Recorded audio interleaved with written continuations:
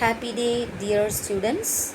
This is your first video of a new lesson, Hydrologic Cycle, Unit 3 from Geography.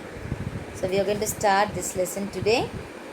So, learning objectives. So, first one, to understand the status of water on the earth. So, we are going to learn about water on the earth. Okay. Next, to learn the basic concept of hydrologic cycle. Next, to study the different components of hydrologic cycle. This is what we are going to learn from this lesson. Coming to introduction, water is one of the most important elements on the earth. As we all know, water is very important for us, isn't it? It's a very important element on the earth. All plants and animals need water for survival. So in order to survive, in order to live, every plants and animals needs water, right? Apart from drinking, water is required for domestic, agriculture, industrial purpose, etc. So apart from drinking water, water is required for many things. For domestic purpose, what is domestic purpose? In our house, we use water in many ways. We use to wash clothes, wash vessels, okay, wash our hands, take bath, okay, to clean our house, okay. So we are using in a different way domestic, okay. Agriculture, so agriculture main element is what? Water, okay. And next, industrial purpose they are using. So in many industries, without water they are unable to produce any kind of products, right? So water is essential in many places, okay. Water requirement is very important. Water is very essential for carrying out almost all economic activities. Many economic activities, all economic activities, water is very essential. So water is an indispensable element without which life form on the earth is not possible. So without water, life cannot form on the earth. That is what they have given here. Next, so water on the earth. About 71% of the earth's surface is covered by water. So as we all know, about 71% of earth's surface is covered with what? Covered by water, right? The quantity of water present on the earth is about 326 million cubic miles. So what is the quantity of the water present on the earth? 326 million cubic miles, okay. It is hard to visualize this massive quantity of water. So we are unable to visualize this hard quantity of water because water is 71% of the, it covers 71% of the earth's surface, okay. Most of the water on the earth is saline and is found in seas and oceans. So what is saline? So here they have given saline. Saline is nothing but salty, okay. Uppu karikkirathu, right? Salty, okay. The salt water constitutes about 97.2% and the fresh water is only 2.8%. So the salt water constitutes of how many percent? 97.2%, whereas fresh water we have only 2.8%.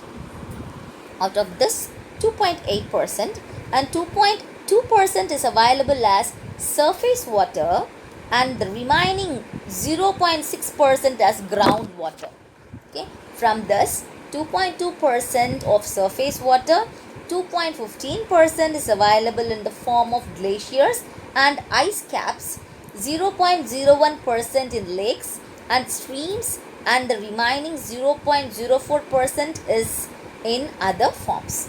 Only about 0.25% of the total groundwater of 0.6% can be economically extracted with the present drilling technology. Water resources are useful or potentially useful to humans. So water resources are very useful, right? Water in India is available in three sources.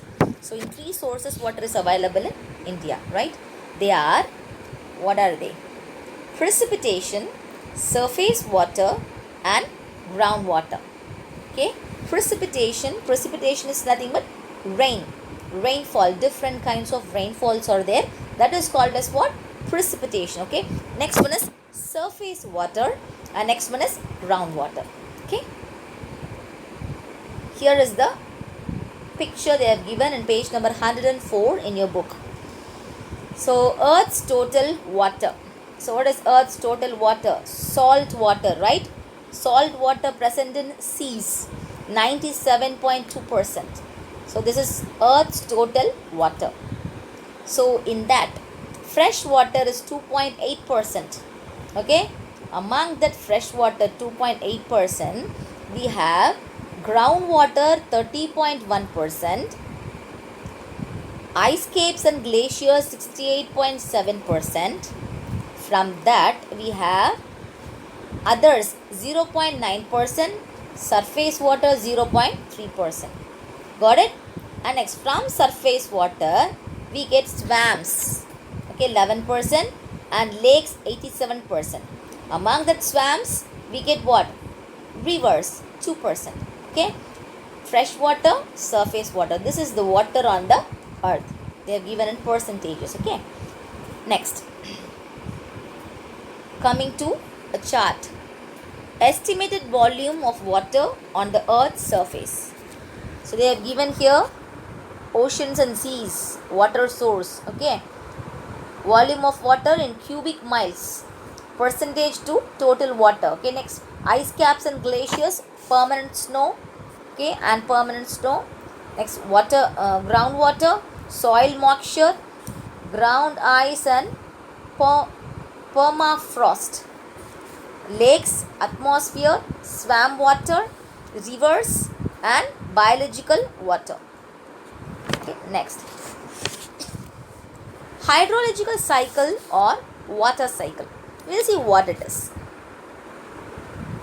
Hydrology is the science which deals with the various aspects of water, such as its occurrence, distribution, movement, and properties on the planet Earth. So what is hydrology? Hydrology is a science which deals with the various aspects of water, such as what? Occurrence, distribution, movement, and properties on the planet Earth. Availability of water on the earth is not uniform. Okay, we are not getting uniform water availability all over the earth. Okay, it differs from place to place. Some places are very rich and some places are poor in water resources. So we get plenty of water in few places, we get very poor amount of water in few places, right? So okay, it depends. Next, hydrologic cycle is a global sun-driven process where water is transported from oceans to atmosphere, from atmosphere to land, and from land back to oceans. The water cycle can be considered as a closed system for the earth, as the quantity of water involved in the cycle is invariable, though its distribution varies over space and time. So evaporation. So evaporation takes place from the surface water and transpiration from the planets. Water vapor gets condensed at higher altitudes by condensation nuclei and form clouds. So what is evaporation? Evaporation takes place from the surface of the water and it gets what?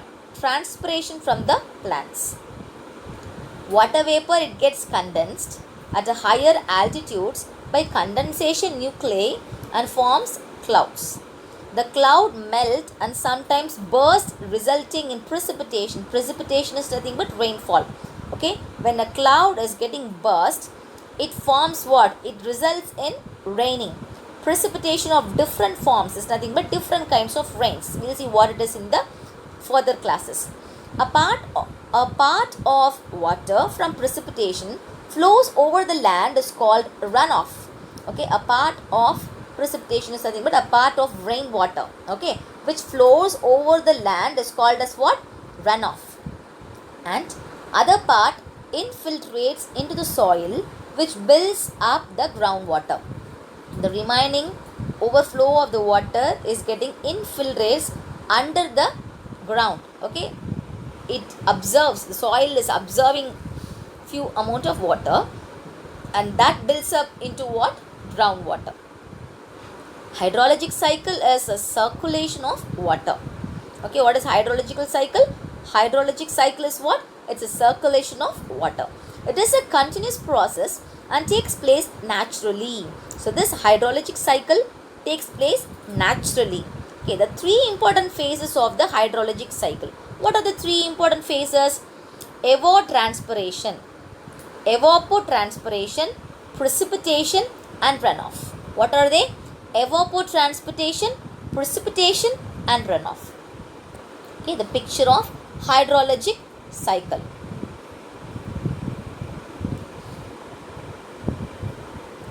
Next, components of hydrologic cycle. What are the components? There are 6 main components in hydrologic cycle. What are they? Evapotranspiration, condensation, precipitation, infiltration, percolation and runoff. Okay, percolation has been added. Okay, evapotranspiration, condensation, precipitation, infiltration, percolation and runoff. Okay, these are the important components of hydrologic cycle, and we'll be seeing this in the next class. Okay, up to this we shall stop. Next class we shall start from evapotranspiration. Okay children, take care. Thank you.